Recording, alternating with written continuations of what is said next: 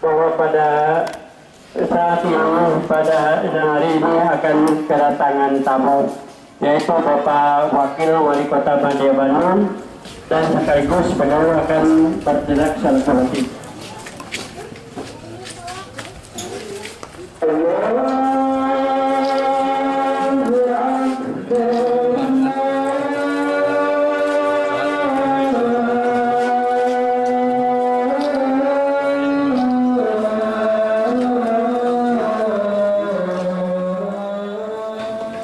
Innal hamdalillah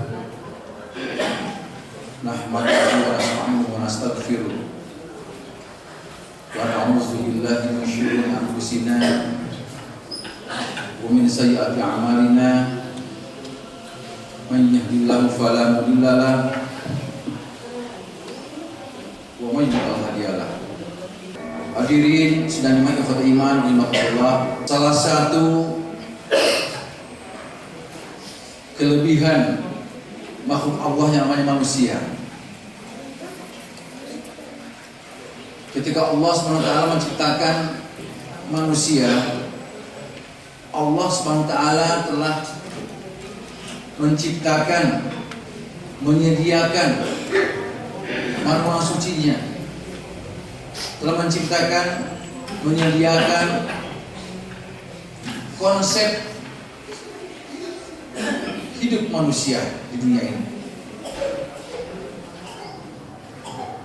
Oleh karena itu yang membedakan manusia dengan makhluk yang lain.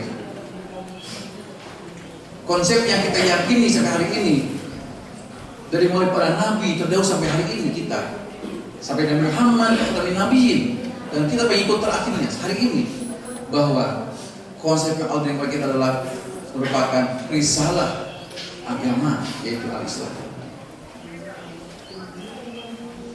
Begitu banyak ayat Al-Quran mengatakan pernyataan bahwa para nabi terdahulu pun sama, mereka mengaku mereka adalah sebagai penganut ajaran Islam, agama Islam. Hadirin yang berbahagia, konsep yang Allah kepada kita untuk menjadi manual suci kita sebagai umat Islam ini, yaitu Al-Quran. Oleh karena itu, hadir Al-Quranlah kita akan mampu membangun sebuah peradaban. Kita kembali kepada konsep Al-Quran, konsep Al-Quran Sunnah, maka insya Allah kita harus optimis bahwa kita akan mampu membangun sebuah peradaban. Saya mencoba akan kita lihat salah satu ayat Al-Quran yang mengatakan bahwa bagaimana konsep Allah membangun sebuah peradaban, sebuah kota.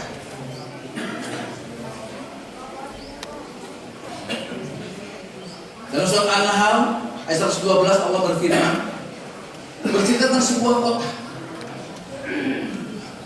A'udzu bisyaitonir rajim. Bismillahirrahmanirrahim. Wa daraballahu masalan qaryatan kanat aminatan mutmainnah ya'tiha rizquha ragadan min kulli makan. Fakafarat bi an'amillah fa'adzaqaha Allah libasal ju'i wal khawf bima kanu yasna'un.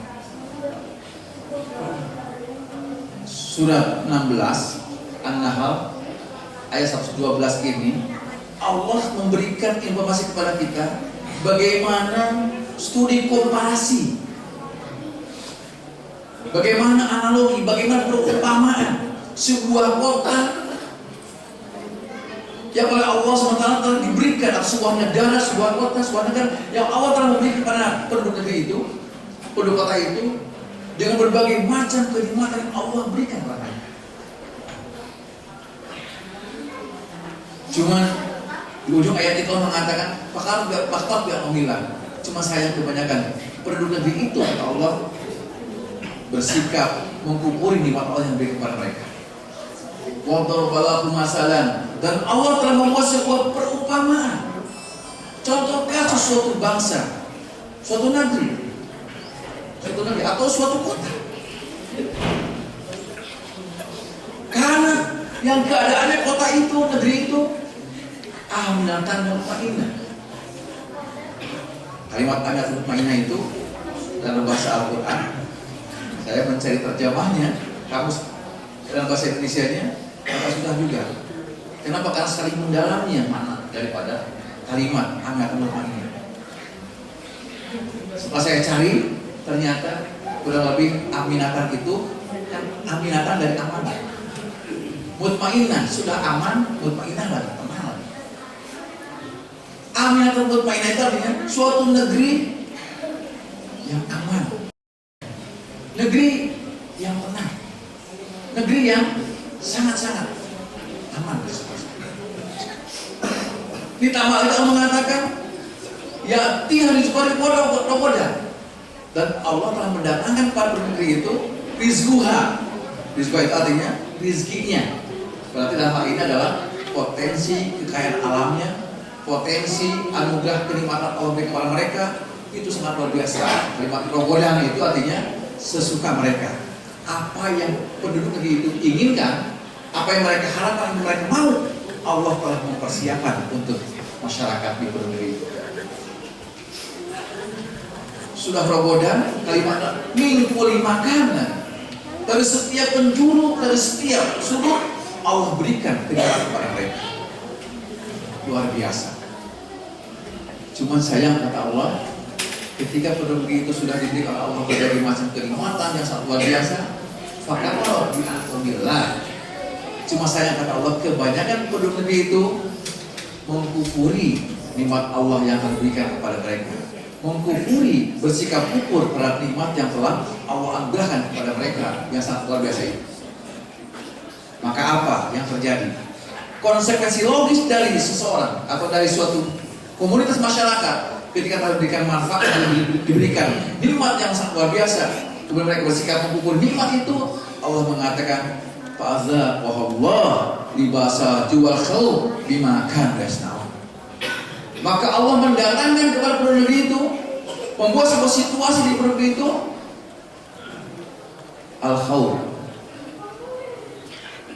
Kata al-ju', libas al-ju'. Libas itu pakaian kelaparan terjadi di mana-mana. Bahasa kita adalah bahasa musuh lapar masih banyak di mana-mana. Wal khawf, dan rasa tidak aman di mana-mana. Tawuran dari mulai anak sekolah, SMP, SMA, mahasiswa dari mana-mana, sampai antar kampung pun tawuran di mana-mana. Geng motor di mana-mana. Allah mengatakan ayat ini sebab akibat ketika suatu penduduk negeri itu mengukur nikmat Allah, maka akan terjadi libasa jual khawf bima kanu yasnaun. Itu semua disebabkan perbuatan mereka. Hadirin sidang Allah. Oleh karena itu, ayat ini merupakan sebuah teguran dari Allah SWT kepada kita, peringatan dari Allah SWT, tazkirah dari Allah SWT kepada kita. Apakah kita termasuk sebuah negeri yang di dalamnya sebagai manusia, sebagai komunitas masyarakat bangsa ini termasuk yang Allah gambarkan dalam ayat tadi atau tidak? Jawabannya tentu ada dalam diri kita masing-masing. Apakah kita termasuk seperti itu atau tidak? Padahal negeri ini sesungguhnya sebagaimana dikatakan Allah dalam ayat tadi, saya punya keyakinan negeri ini persis seperti apa yang Allah sampaikan dalam ayat ini. Ya'ti rizquha rokodan min kulli makan. Buktinya apa? Banyak fakta-fakta bukti yang mengakui pengakuan bahwa negeri ini Indonesia bukan negeri yang digambarkan ayat yang tadi. Saya pernah mendengar dulu, mungkin ada yang pernah, ada yang masih ingat, Kus-Plus pernah memberikan lirik lagunya, salah satu liriknya adalah Indonesia ini bagaikan tanah surga. Tongkat dan kayu dilempar dari tanaman. Luar biasa. Saking suburnya Indonesia ini, negeri yang kita cintai ini, sampai Kus-Plus menggambarkan seperti itu. Dan ketika saya juga kebetulan ada tamu dari Timur Tengah datang ke Indonesia, mereka ketika mereka minta jalan-jalan di kota Bandung sampai ke Bandung Selatan, Bandung Utara, kita bawa jalan-jalan, mereka mengatakan ajib, kata mereka, luar biasa. Indonesia ini merupakan tanah surga. juga kata mereka. Belum lagi kita pembuktiannya adalah ketika kita menginginkan urusan menu makanan saja, menu makanan kita saja. Kota Bandung dengan ibu kota kuliner, apa yang kita inginkan urusan menu makanan Allah siapkan pada kita. Kalau kita misalnya ngambil menu lalap sambal saja, pasti lalap saja. Jenis lalap ada yang lalap-lalapan yang ada di pasar, pasti banyak jenisnya dan kita akan susah menghitungnya. Belum ditambah ikannya. Ikan yang ada Allah berikan kepada kita di Indonesia ini sangat luar biasa. Baik ikan dari balong ataupun dari laut, luar biasa. Jenisnya pun begitu banyaknya jenis ikan yang Allah berikan kepada kita. Bahkan bukan hanya jenisnya tapi kuantitasnya juga, kuantitinya sangat banyak, jutaan ton, mungkin ratusan jutaan ton. Allah mempersiapkan kepada kita tentang apa yang kita butuhkan dari urusan-urusan ikan saja. Belum lagi yang lain yang luar biasa. Maka wajar Allah mengatakan dalam Al-Quran, wa in ta'uddu ni'matallah la tuhsuha. Wahai bangsa Indonesia kata Allah, wahai umat Islam di Indonesia kata Allah, wa in ta'uddu ni'matallah la tuhsuha.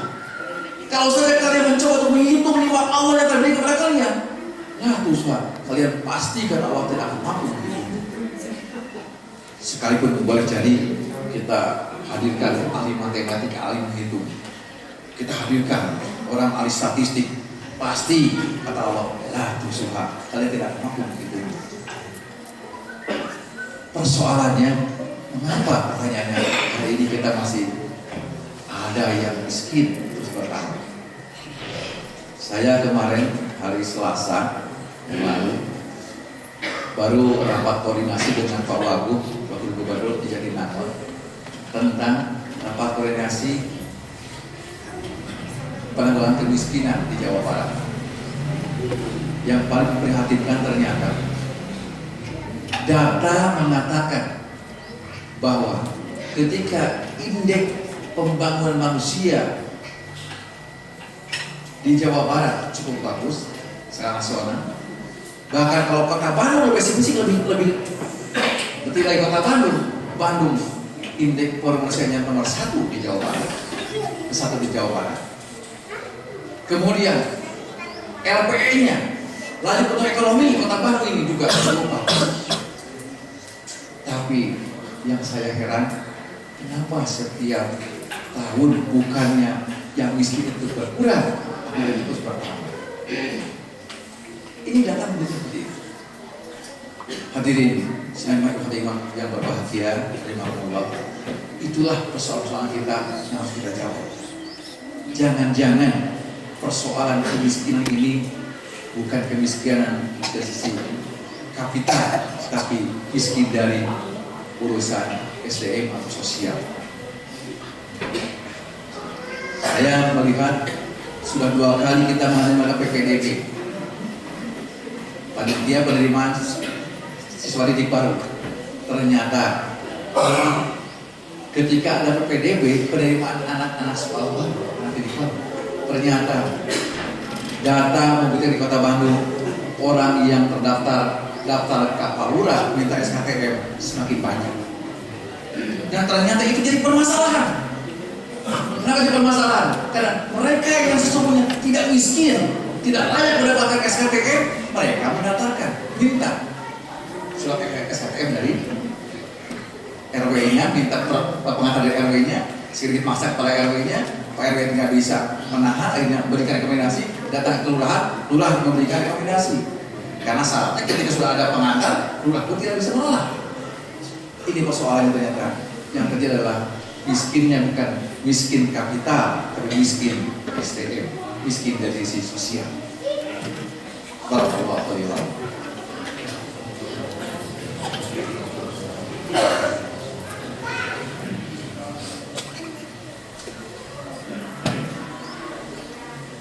Alhamdulillah. Wassalatu wassalamu ala Rasulillah wa ala alihi wa sahbihi wa mawala. Asyhadu an la ilaha illallah syarikalah, asyhadu anna Muhammadan abduhu wa rasuluh. Masyaallah muslimin, ittaqullaha haqqa tuqatih wa la tamutunna illa wa antum muslimun. Hadirin sekalian rahimahumullah. Sebelum kita akhiri khutbah kedua ini, saya mencoba menyimpulkan dari khutbah pertama tadi bahwa ternyata persoalan yang selalu dihadapi oleh umat manusia itu selalu berbanding lurus dengan kemaksiatan yang dilakukan oleh manusia sendiri. Ketika kemaksiatan, penentangan kepada Allah SWT itu semakin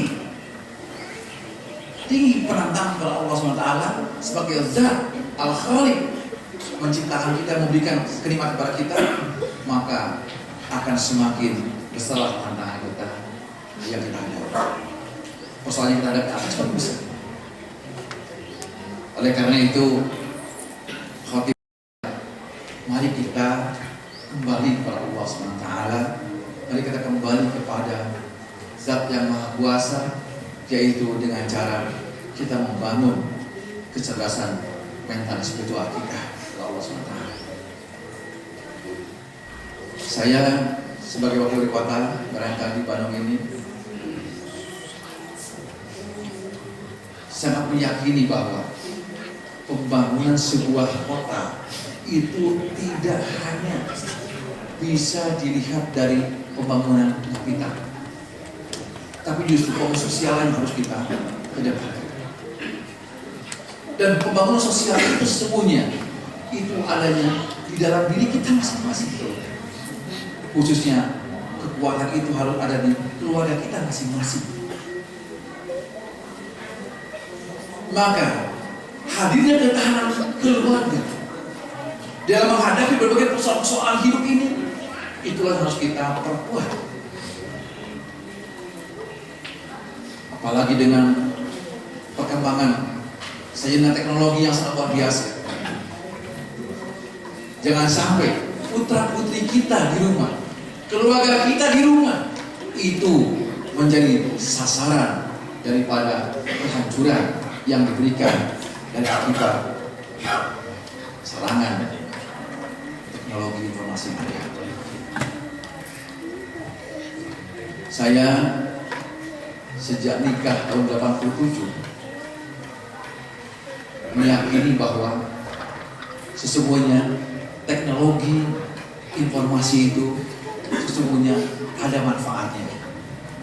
Tapi saya meyakini di balik manfaat maslahat dari teknologi informasi itu, di situ juga di balik itu ada sesuatu yang sangat membahayakan untuk pembangunan ketahanan rumah tangga kita, khususnya bagi putra-putri kita.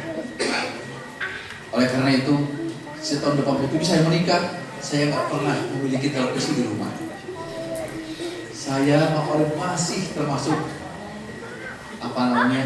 orang yang punya madhab ortodok, madhab yang sangat tradisional. Saya tidak mau memiliki televisi di rumah.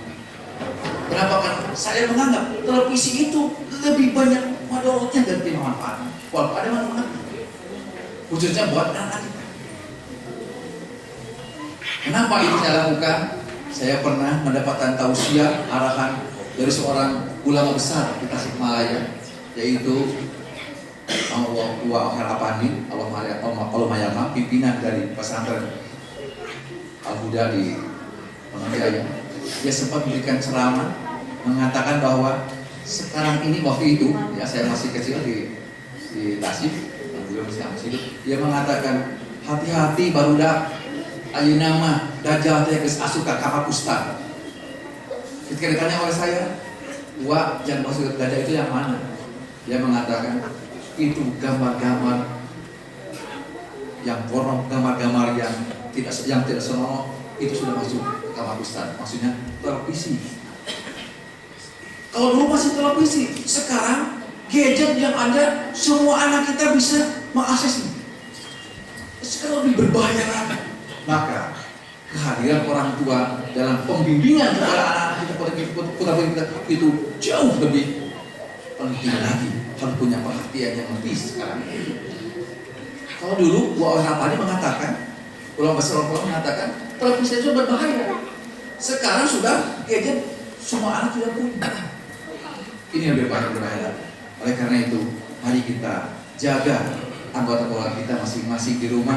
Jangan sampai anak-anak kita sebagai amanah Allah SWT kepada kita, nanti mereka akan menjadi anak-anak yang rusak dan kemudian mereka nanti akan minta pertanggungjawaban kepada Allah SWT.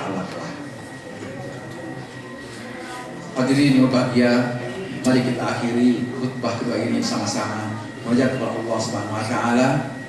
Mari kita mendudukkan hati kita seraya berdoa kepada Allah Subhanahu wa taala. A'udzubillahi Bismillahirrahmanirrahim. Allahumma shalli wa sallim wa barik ala Muhammadin wa ala alihi wa sahbihi ajma'in. Allahumma rabbana zalamna anfusana Allahumma rabbana zalamna anfusana wa lam taghfir lana wa tarhamna lanakun minal khasirin. Allahumma rabbana la tuzigh qulubana ba'da idh hadaitana wa hab lana min ladunka rahmatan innaka antal wahhab. Allahumma rabbana hab lana min azwajina wa dhurriyyatina qurrata a'yun waj'alna lil muttaqina imama.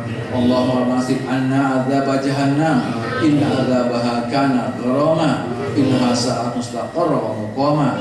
Allahumma rabbana atina fid dunya hasanah wa fil akhirati hasanah wa qina adzabannar. Wassalamu mursalin walhamdulillahi rabbil alamin.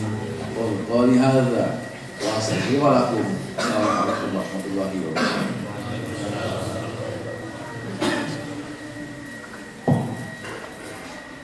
الله أكبر الله أكبر أشهد أن لا إله إلا الله أشهد أن